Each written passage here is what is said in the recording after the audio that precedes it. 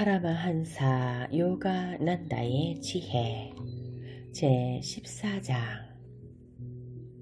어떻게 하면 언제나 행복할 것인가? 참된 성공과 번영. 수백만 아이들이 아무 결정된 바 없이 인생의 길을 출발한다. 움직이는 장난감 인형들처럼 작은 힘에도 상처받고 궤도 없이 달리고 길에서 부닥치는 것들에 깨진다. 그와 같은 목적 없는 인생 여정이 대부분 사람들의 몫이다. 어린 시절에 올바른 목적지를 향해서 길을 떠나지 못했고 주어진 길을 계속하게 해줄 능력을 적절하게 부여받지 못했기 때문이다. 대부분 사람들이 인생 무대에서 환경과 본능과 운명이 시키는 대로 꼭두각시처럼 행동한다.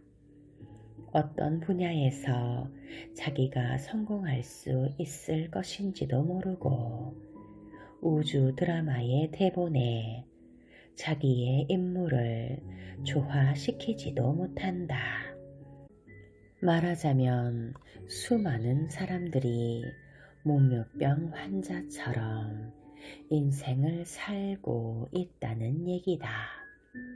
급기야 잘못된 방향으로 접어들기 전에 어린 시절과 현재의 삶을 분석해 지금이라도 인생의 길을 분명하게 찾으라.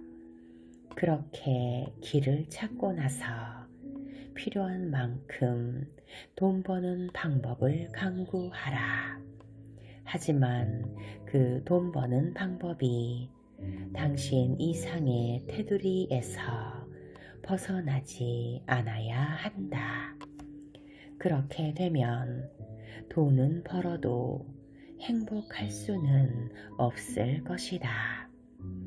돈 벌려는 욕심이 당신을 그릇된 길로 유혹하지 않을 때만 당신은 진정으로 행복할 수 있다. 일어나라. 인생을 진단하기에 결코 늦지 않았다. 당신이 누구며 지금 하는 일이 어떤 일인지를 분석하라. 그래야만 당신이 되고 싶은 사람이 될 수 있을 것이다. 당신에게는 아직 다 쓰지 않은 재능과 힘이 있다. 당신에게 필요한 힘은 모두 갖추어져 있다. 마음의 힘보다 더 큰 힘은 없다. 당신을 속물로 남아있게 하는 사소한 버릇들로부터 자신을 해방시키라. 한결같은 웃음, 신의 웃음을 웃어라. 겁없고 힘있는 균형 잡힌 웃음. 아무도 당신한테서 앗아갈 수 없는 100만 불짜리 웃음을 웃어라. 스와미 크리야난다의 기록. 여러 책임을 무겁게 지고 사는 한 남자가 있었다. 내면의 기쁨으로 가는 길에서 나에게 맡겨진 임무들이 차지하는 자리는 어디일까요? 스리 요가난다가 대답했다. 무책임하게 사는 건 에고를 위해 사는 거지 신을 위해 사는 게 아닙니다. 에고를 충족시키는 일에 열심을 낼수록 그만큼 참 기쁨은 없는 것입니다. 사는 동안 자기에게 주어진 임무를 모두 감당하는 것은 쉬운 일이 아니지요.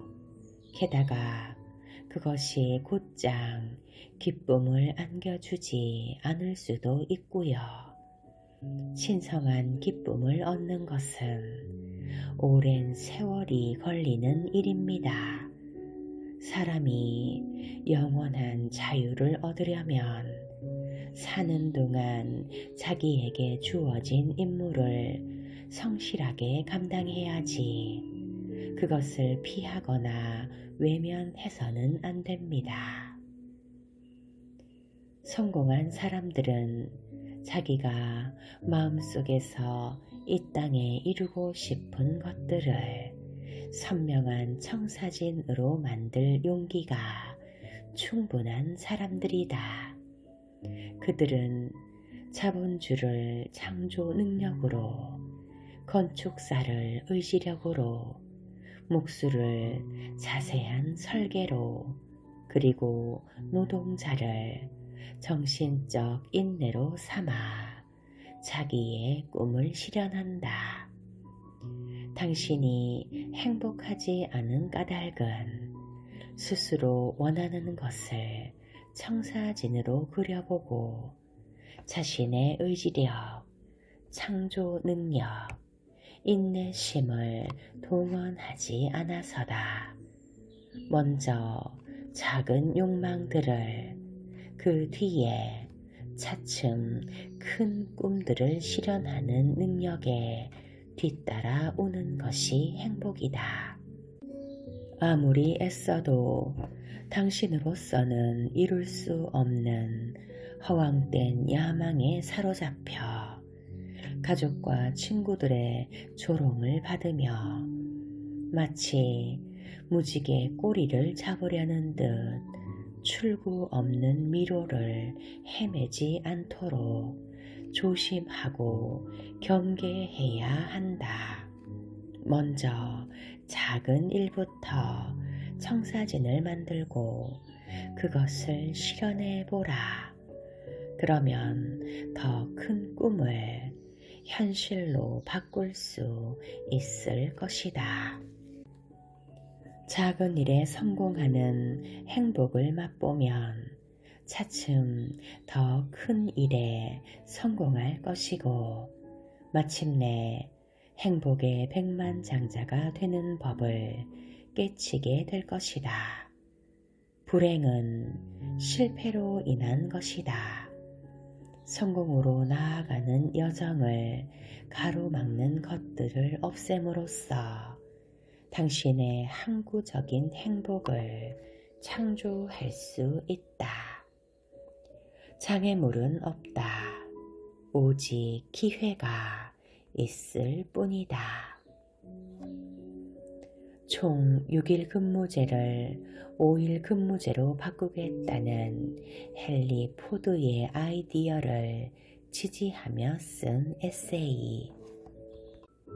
사람은 정신적이면서 육체적인 존재다. 내면의 수련을 통해 정신적으로 자기를 발전시켜야 하지만 동시에 육체적 삶도 개선되어야 한다. 원시인은 육체적 삶에 필요한 것들을 채우는데 정신력을 동원했다. 단순히 사냥하고 먹고 자는데 모든 시간을 썼다. 현대인은 과학의 힘으로 육체적 삶을 개선하려 노력한다. 원시인에게는 통하지 않던 방법이 현대인에게는 괜찮은 방법으로 통한다. 육체적으로 잘 살기 위한 방법이 간접적으로 그의 내적 능력을 증진시키는 것이다. 인도의 스승들은 유혹에 맞서 싸우려는 의지의 힘과 동료들을 섬기려는 봉사 정신이 더욱 발전할 수 있다고 믿는다. 신께서 우리에게 배고픔을 주셨고 우리는 돌봐야 할 육신이 있다. 그러므로 이웃 동료들의 정당한 욕구를 채워줌으로써 정직하고 합리적으로 돈을 벌어야 한다. 사업이 반드시 물질적인 것이어야 하는 것은 아니다. 사업가의 야망도 영적인 것일 수 있다.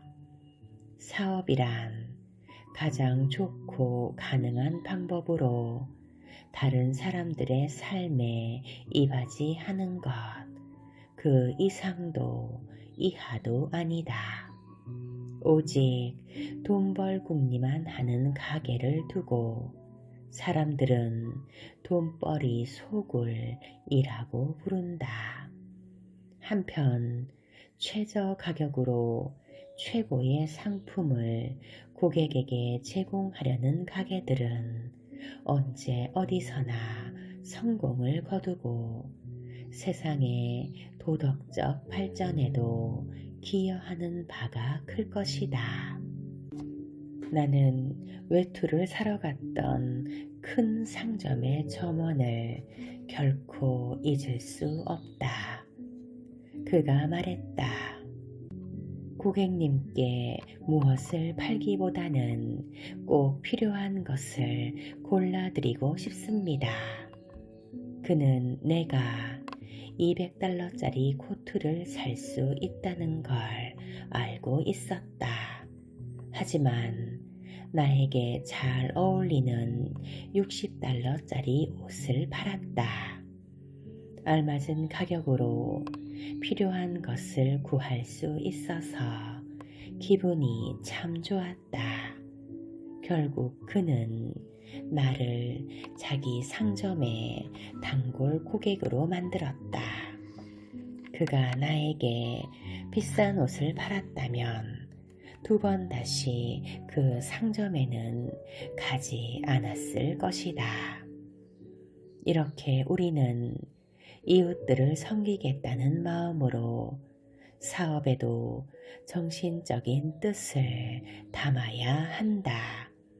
또한 공동의 이익에 이바지하는 파괴주의 기구들을 만들기 위해 돈을 벌어야 한다. 다른 사람들을 잘 살게 해주는 것으로 많은 돈을 벌고 다시 그 돈을 다른 사람들을 돕는 데 쓴다면 그것이 바로 영적으로 정화된 기업이다. 자녀들에게 너무 많은 재물을 남겨주는 것은 자기가 이룬 성공과 행복의 숨통을 틀어막는 것과 같다.